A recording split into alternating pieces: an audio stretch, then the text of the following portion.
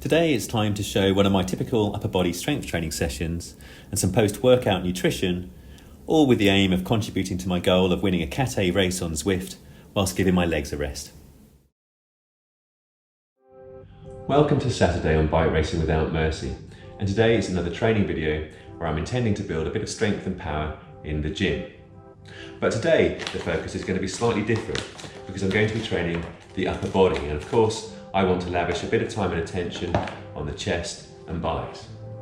Now, you may ask, why bother to train the upper body if my goal is to win any cycling race on Zwift, where basically strong, powerful legs is the name of the game? Well, all will be revealed as a training session unfolds. I really like the decline bench press because, as you can see, with my legs up off the floor, I can't push down hard through the floor to assist the lift, and as a result it puts more emphasis on the chest to do all the work in terms of the pushing. Additionally, because I'm in the decline position, I find that it shortens the range of motion a little, which is super helpful for someone like myself who has relatively long arms versus my torso, and that in turn enables me to shift a little bit more weight than I'd otherwise be able to do. For the upper body, I prefer to pair a pushing movement that emphasises the muscles on the front of your torso with a pulling movement that emphasises the muscles on the back, in order to build both all-round strength and muscle and avoid creating imbalance. The chin-up is a great exercise to pair with the bench press because it's working opposing muscles that haven't really been used as heavily during the bench press, in particular the lats and the biceps. With both your hands facing towards you, it's important to maintain a very tight grip on a bar involving both your little finger and your thumb. And then you initiate the movement from your lat muscles, pulling your elbows down and back towards your torso. And then as you start to ascend, your biceps contract and help with the movement until your chin comes up over the bar. Then it's a controlled descent back to the bottom and a full hang before you repeat. And here I start with 10 repetitions at 67.5 kilograms and gradually increase the weight and reduce the reps until I get down to 2 reps at 80 kilograms. I focus on keeping my shoulder blades retracted, my chest up and my back slightly arched, and initiating each movement with the chest muscles and pushing evenly on the bar for each repetition.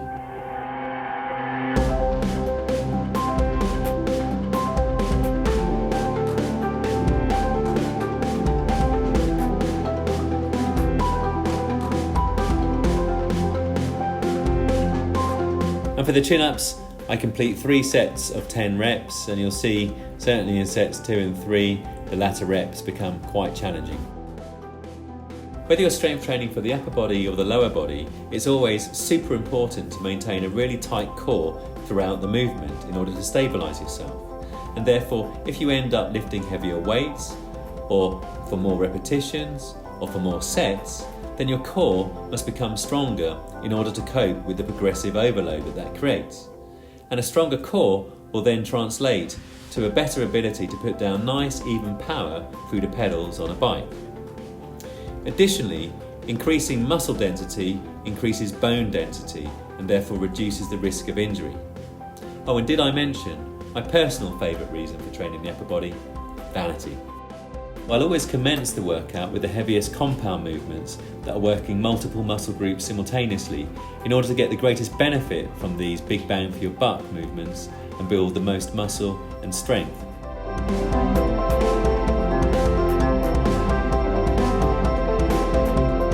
And because these two exercises complement each other and involve opposing muscle groups, i.e. the chest and the back and the biceps and the triceps, then this in turn reduces the risk of creating imbalance, but also improves athletic performance.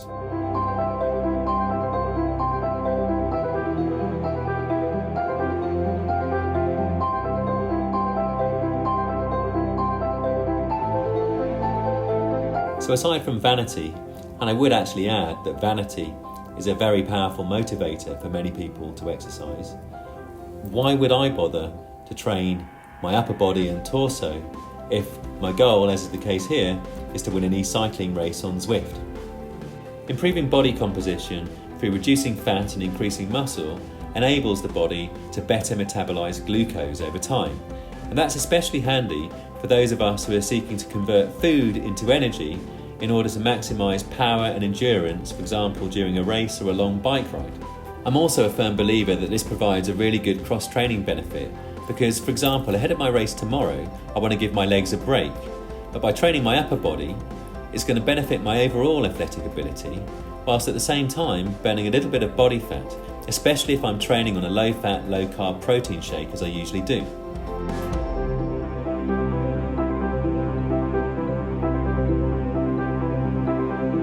I now move on to the dumbbells to pair seated rotating shoulder presses with standing bicep curls.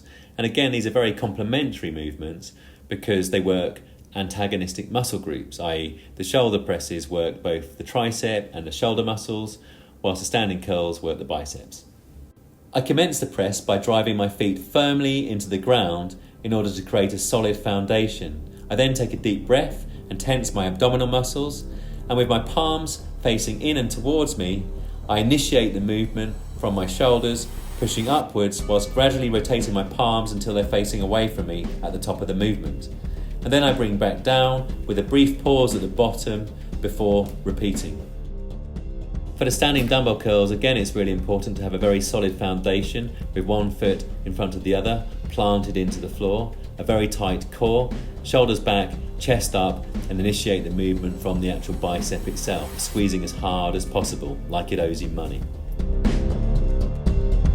Well, clearly I'm not a pro cyclist or a general classification contender, and whilst increasing power and reducing weight is nice, I'm not actually needing or indeed wanting to save on every gram of body weight in order to reign supreme in the mountains. It's not my job.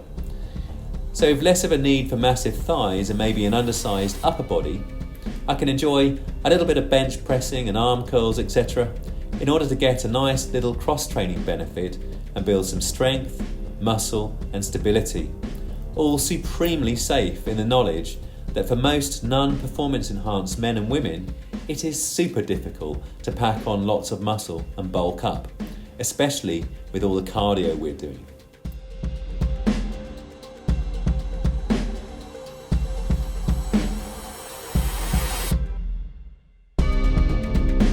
I'm using 20 kilogram dumbbells for the seated rotating shoulder press and go on to complete 3 sets of 8 reps and intersperse those with 3 sets of 10 to 15 reps of the standing bicep curls.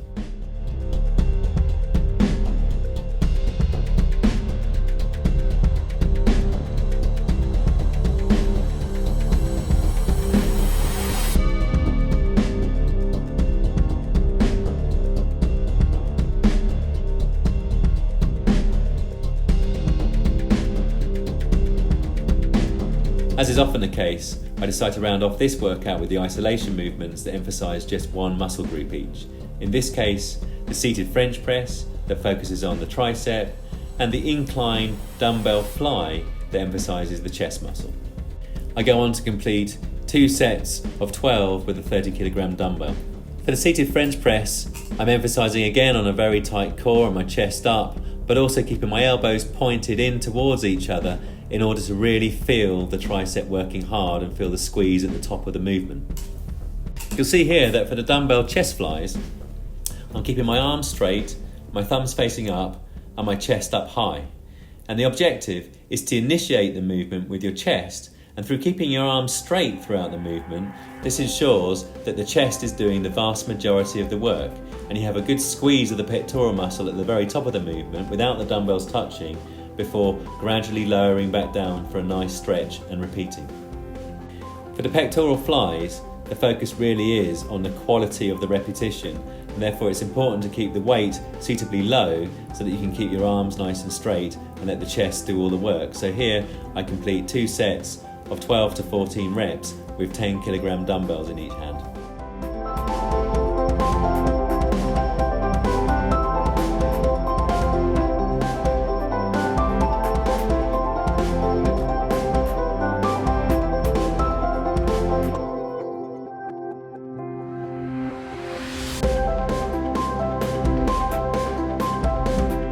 Now I'm just back from the gym and my priority is to try and help the body recover.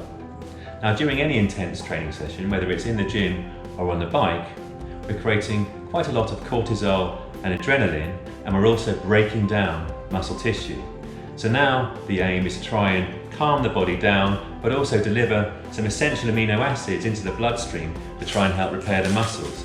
And as ever, this is where the fruit comes in to deliver vitamin C to try and help calm things down. And the whey protein delivers the essential amino acids which get into the bloodstream and help the body hopefully rebuild the muscle tissue, maybe a bit stronger and hopefully even a little bit bigger than it was before we started the training session.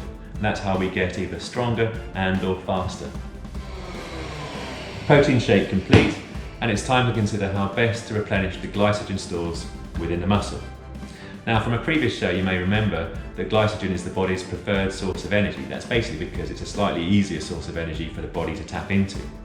And also, from training this morning on just a protein shake, low carb, low fat, and some coffee, I've hopefully encouraged the body to utilise the glycogen that was stored in the muscle overnight and then resort to the harder process of converting fat tissue into energy in order to fuel the session.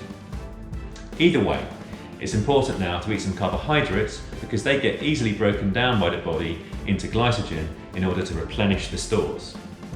And it will also then help fuel either the next training session or, for me, my race tomorrow, and much more importantly, life in general. So on the menu today is 2 Weetabix. Oats is perfectly good alternative. And I'm also going to chuck in some dried fruit, which again provides lots of simple sugars and carbohydrates which get easily broken down into glycogen. Then for a little bit more almond milk, and it's a case of mix it all up and enjoy. I probably also have a relatively small bagel with some peanut butter and jam as a small treat. And yes, because I'm still feeling hungry and looking to fuel the race tomorrow, I have decided to have what you can see is a relatively small and thin bagel, and with a bit of my favourite natural peanut butter and jam. And again, I'm not afraid of bread. It's just a good source of carbohydrates as long as you're not gluten intolerant, and it's certainly one of the treats that I'm currently enjoying the most.